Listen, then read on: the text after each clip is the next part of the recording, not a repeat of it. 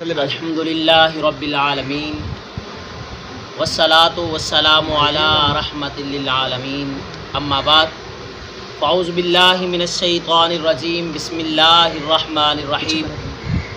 کلا نقص علیک من انباء الرسل ما نثبت به فؤادک آمنت باللہ صدق اللہ العظیم ان اللہ وملائکتہ یصلون علی النبی یا ایھا الذین آمنوا صلو علیہ وسلموا تسلیما الصلاۃ والسلام علیکہ سیدی یا رسول اللہ۔ بات میری توجہ سے سنیں، نہ یہ کچھ تو مہمان ہے، آپ میرے واقف ہیں، میں آپ کا واقف ہوں۔ پوری تقریر میں میں نے آپ سے نہیں کہنا کہ آپ سبحان اللہ کہیں، یہ آپ کی مرضی ہے، بات سمجھ میں آئے تو کہہ دیں، نہ کہیں تو آپ کی مرضی ہے، لیکن یہ میری عادت ہے کہ میں یہ ضرور کہتا ہوں کہ حضور صلی اللہ علیہ وآلہ وسلم کی ذات پہ درود و سلام میں کنجوسی نہ کیا۔ سبحان اللہ۔ میں ایک حدیث مبارکہ اکثر سناتا ہوں اور مجھے بڑا مزہ آتا ہے کہ رسول اللہ صلی اللہ علیہ وآلہ وسلم فرماتے ہیں جو بندہ 10 مرتبہ مجھ پر درود پڑھتا ہے، سلام پڑھتا ہے، حضور علیہ الصلوۃ والسلام فرماتے ہیں قیامت والے دن میں اس بندے کے ساتھ مصافحہ کروں گا۔ سبحان اللہ۔ اب ذرا تصور کریں کہاں ہم گناہ گار اور کہاں ذات مصطفیٰ، ہماری اوقات کیا ہے؟ کچھ بھی نہیں۔ اور قیامت والے دن جب نفسی نفسی کا عالم ہو، میں اپنے گناہوں کی گٹھڑیاں اٹھا کے کھڑا ہوں، پریشان حال ہوں، اور اس وقت رسول اللہ صلی اللہ علیہ وآلہ وسلم کرم فرمائے، سبحان اللہ، مصافحہ فرمائے، تو یاد رکھیے گا، سمجھ نہیں آ ٹھیک ہے جی، تو گناہوں کی گٹھڑیاں سر پر ہوں، پریشان حال ہوں، اور اس وقت رسول اللہ کے مبارک ہاتھوں سے میں گناہ گار کے ہاتھ مل جائیں، سبحان اللہ، تو جس چیز کو رسول اللہ کے ہاتھ لگ جائیں اس کو جہنم کی آگ نہیں جلا سکتی۔ اب کہیں گے جی بات کر دی، کوئی حدیث بھی سنائے، تو حدیث مبارکہ میں آتا ہے حضور علیہ الصلوۃ والسلام کے ایک صحابی ہیں حضرت جابر رضی اللہ تعالیٰ عنہ، دعوت کی رسول اللہ صلی اللہ علیہ وسلم کی، رسول اللہ صلی اللہ علیہ وآلہ وسلم نے کھانا کھایا، کھانا تناول فرمانے کے بعد ہاتھ صاف کرنے کے لیے ایک رومال پیش کیا، رسول اللہ نے ہاتھ صاف کیا، وہ رومال حضرت جابر نے رکھ لیا۔ اب ہوا کیا، حضرت جابر نے کچھ اور صحابہ کی بھی دعوت کی، صحابہ آئے حضرت جابر کے گھر میں، وہ دسترخوان بچھا ہوا ہے، تو کہنے لگے جابر تم نے ہماری دعوت تو کر لی، کم از کم اس دسترخوان تو دھو لیتے،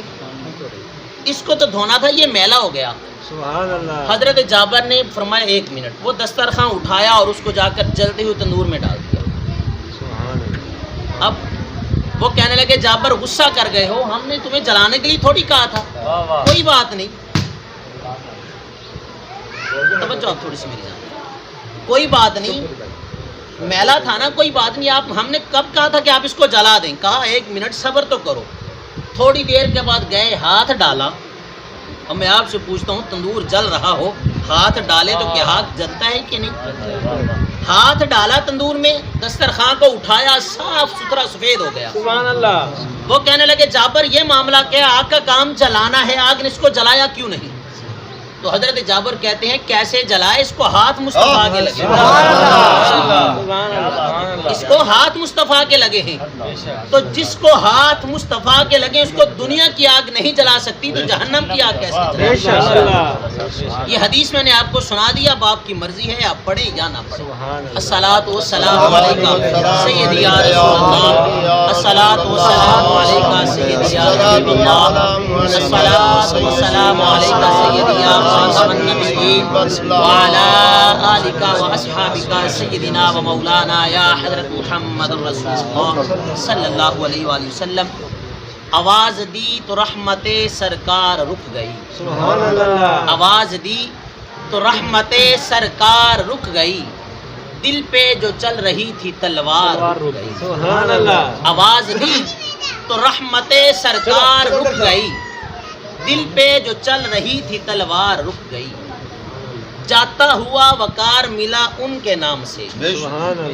جاتا ہوا وقار ملا ان کے نام سے، سر سے گری تو ہاتھ پہ دستار رک گئی، سبحان اللہ، جاتا ہوا وقار ملا ان کے نام سے، سر سے گری تو ہاتھ پہ دستار رک گئی، اور نبی کا نام جب میرے لبوں پہ رقص کرتا ہے،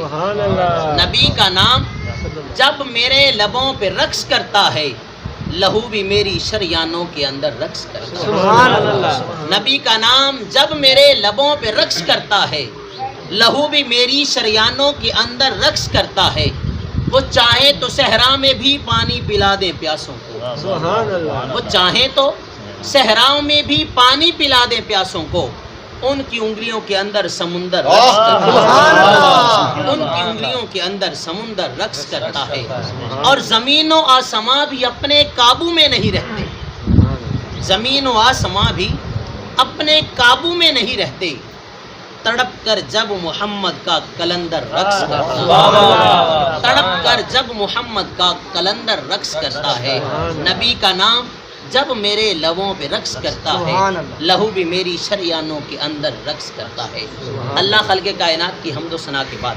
حضور سید عالم صلی اللہ علیہ وآلہ وسلم کی ذات والا صفات پہ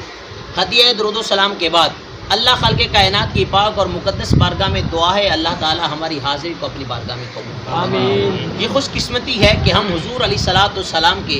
میلاد پاک کی محفل میں بیٹھے ہیں۔ یہ میرے محسن ہیں، بزرگ ہیں، قبلہ قاری محمد افضل صاحب حکم فرمایا بندہ ناچیز حاضر ہے۔ یقین کیجیے یہ خوش قسمتی ہے میری بھی اور آپ کی کہ ہم سب کسی دنیا دار کے ذکر کی محفل میں نہیں بیٹھے، کسی سیاست دان کے جلسے میں نہیں بیٹھے، آمنہ کے لال کی سیرت کی سبحان اللہ۔ میں اکثر ایک شعر پڑھا کرتا ہوں، ہر پھول کی قسمت میں کہاں ناز عروساں، ہر پھول کی قسمت میں کہاں ناز عروساں، کچھ پھول تو کھلتے ہیں فقط مزاروں کے لیے۔ ہر بندے کی قسمت میں ذکر مصطفیٰ کی محفل میں آنا نہیں ہے، محبوب کی محفل کو محبوب سجاتے ہیں، آتے ہیں وہی جن کو سرکار بلاتے ہیں۔ نعرہ تکبیر، نعرہ رسالت، نعرہ حیدری، جشن میلاد مصطفیٰ، علماء اہل سنت۔ میرے گھر میں آپ میری اجازت کے بغیر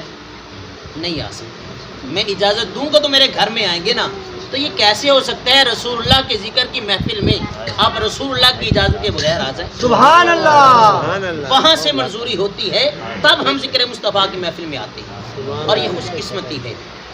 کہ ہم حضور علیہ الصلوۃ والسلام کا میلاد مناتے ہیں، اور الحمدللہ رب العالمین یہ ہمارے حصے میں آئی ہے بات کہ ہمیں خوشی ہو تب بھی ہم ذکر مصطفیٰ کی محفل سجا کے بیٹھتے ہیں، اور اگر کبھی غم ہو تو بھی ہم ذکر مصطفیٰ کی محفل سجا کے بیٹھتے ہیں۔ سبحان اللہ۔